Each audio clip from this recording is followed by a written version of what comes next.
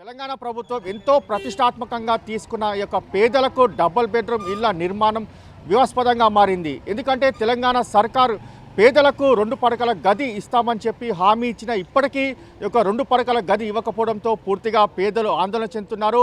అసలు తెలంగాణ సర్కారు తమకు ఇప్పటి వరకు ఏ విధంగా ఆదుకోలేదని చెప్పి పూర్తిగా ఆందోళన వ్యక్తం చేస్తున్న పరిస్థితి కూడా చూస్తున్నాం.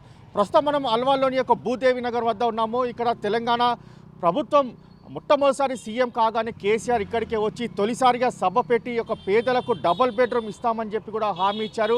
కానీ ఇప్పటికీ 2 సార్లు సీఎం అయినా కూడా తమకు డబుల్ బెడ్రూమ్ ఇవ్వలేదని చెప్పి ప్రధానంగా దీనికి సంబంధించి ఇక్కడ బస్తీవాసులు ఒక్కసారిగా సీఎం కేసీఆర్ పైన కూడా దీనికి సంబంధించి మండిపడుతున్న పరిస్థితి కూడా మనం గమనిస్తున్నాము.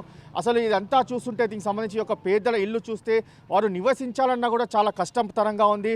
ఒకరి ఇంట్లోకి వెళ్ళి చూద్దాము ఎంత దయనీయ పరిస్థితిలో ఉన్నారో, అసలు లోపలికి వెళ్తే మళ్ళీ తిరిగి బయటికి రాలేని పరిస్థితిలో ఉన్నాము. అంతేకాకుండా వీరికి అటు బాత్రూమ్స్ కావచ్చు, దీనికి సంబంధించి ఈ యొక్క లాట్రిన్స్ కావచ్చు, ఎక్కడా కూడా వీరికి సదుపాయాలు లేవు.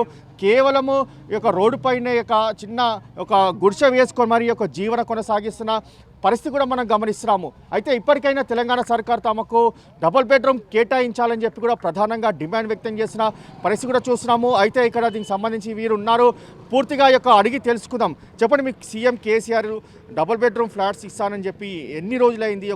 దాని తర్వాత ఇప్పటికీ డబుల్ బెడ్రూమ్ ఫ్లాట్స్ ఎందుకు ఇవ్వలేకపోతున్నారు అనుకోవచ్చు? 6-7 ఏళ్ళు అవుతుంది సార్. మాకు చెప్పిపోయాడు, వచ్చిండు ఇక్కడ మీటింగ్ పెట్టిండు, మీకు ఇమీడియట్గా డబుల్ బెడ్రూమ్ ఇస్తామన్నాడు. ఇంతవరకు 7-8 ఏళ్ళు అవుతుంది, ఇంతవరకు ఏం డబుల్ బెడ్రూమ్ లేదు. కనీసం బాత్రూమ్ లేవు ఇక్కడ లేడీస్కు.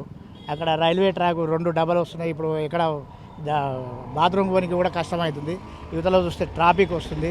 చిన్నపిల్లలతో పరిశాన్ సార్. కొంతమంది కూడా యాక్సిడెంట్ అయి చనిపోతున్నారు. ఎవరు పట్టించుకునే లేరు సార్ ఇక్కడ.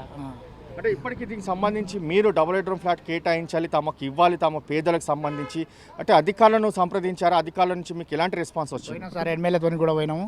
ఎమ్మెల్యేతో కూడా సార్ మరి మా పరిస్థితి ఇట్లా ఉంది, ఏంటంటే మీరు డబుల్ బెడ్రూమ్ అప్లై చేసుకున్నారు, అప్లై చేసుకుంటే వస్తాయి అని చెప్తున్నారు. అప్లై చేసుకోకపోతే రావు అని అంటున్నారు.